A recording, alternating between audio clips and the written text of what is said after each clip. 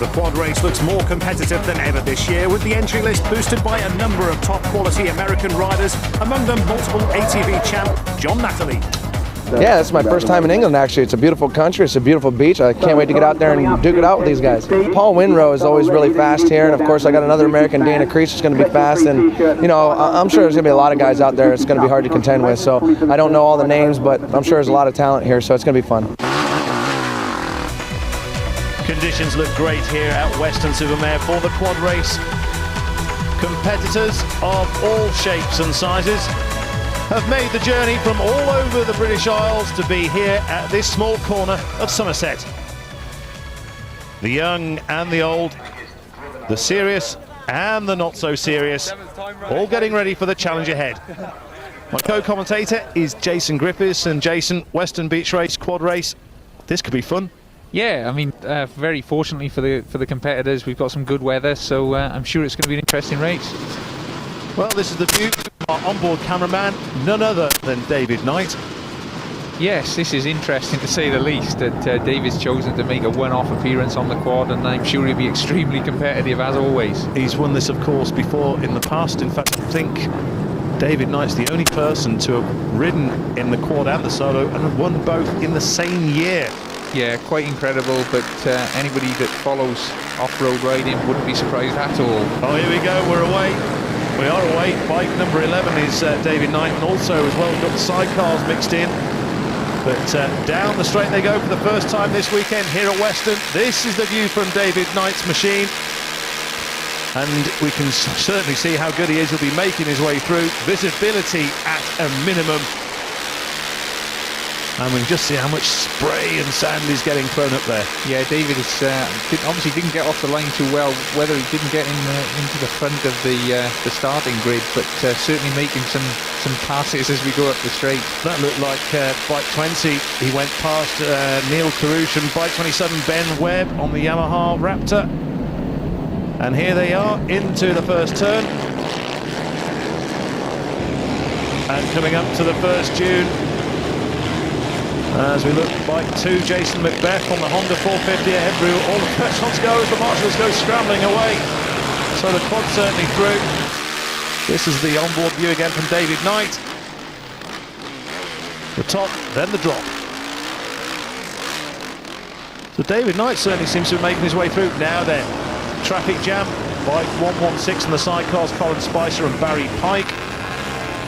They're in there. I think I just saw two riders coming together there on the quads, and this is where the fun begins. Yes, very much so. The first sort of 30 quads I think seem to make an easy job of the first dune, but these guys now have certainly got a different proposition. And I think they're going to be here for some time unless they get those side gates open to let everybody through. But I think what they'll do is let all the top riders carry on a bit further. And certainly sand everywhere. But here are the top riders. And there is bike 11, David Knight. He's in the lead. Well, certainly someone else is alongside him. Jason Macbeth on bike 2 had a good start on the Honda. Paul Winrow on bike number 1 also started well, back with David Knight. Yes, Jason Macbeth, Paul Winrow, certainly familiar names to anybody that follows the British Quad Championship. Well, David Knight just seemed to be biding his time there, but he's certainly on the move again. And there is number 1, Paul Winrow, comes through.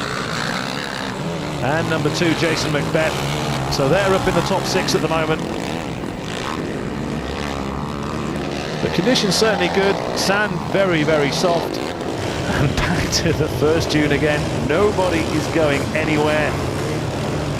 Maybe we'll pan to the top of the dune to see what's going on, but I think it's going to have to open those gates soon. And further on, a few of the faster riders have got problems of their own.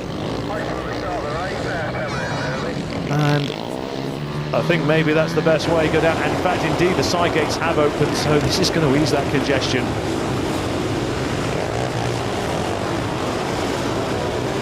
Yes, we've got riders going through on both sides of the dune, so certainly going to get rid of this backlog and open things up when the lead riders come round, give them a clear run at the dune.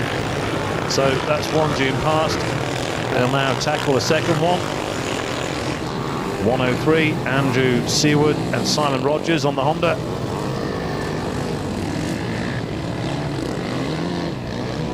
Certainly a sidecar is a novel way of getting around Western, but here is bike number 1, Paul Winrow.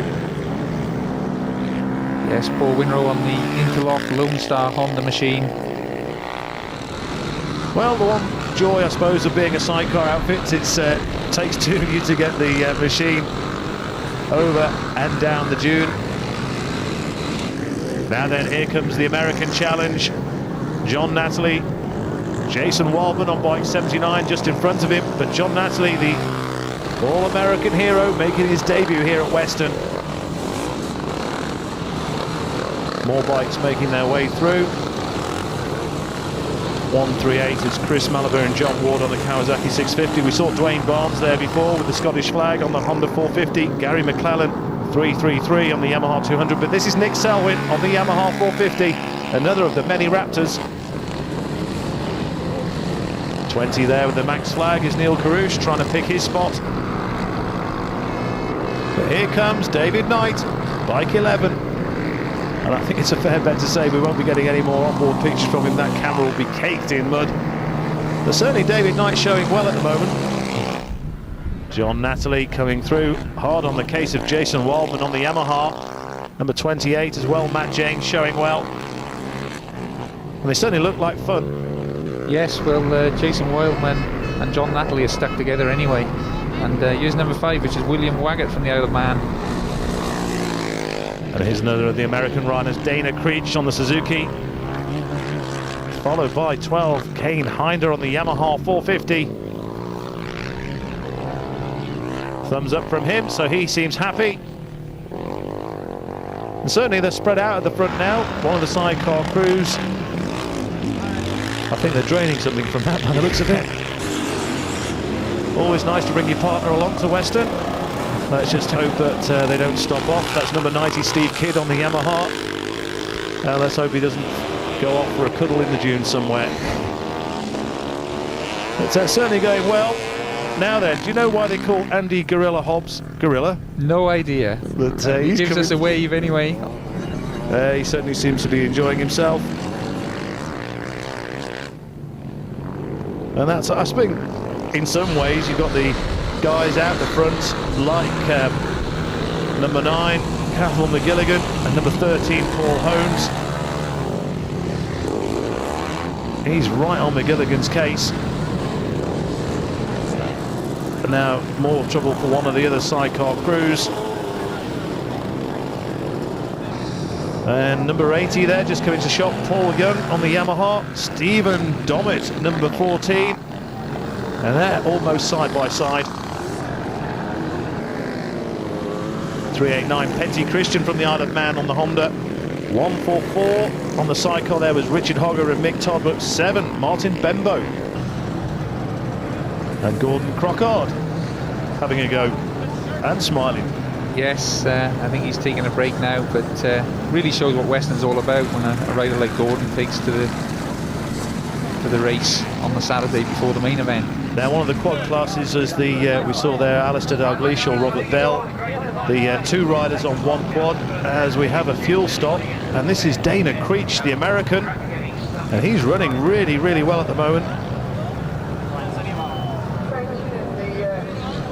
Another rider gets fresh goggles. There's Paul Edmondson taking a look at what's going on in the quad and sidecar race. One of the favourites for tomorrow's solo race. Let's hope conditions are as good as this, because it's cracking at the moment, a little on the brisk side, but certainly conditions are great for racing at Western.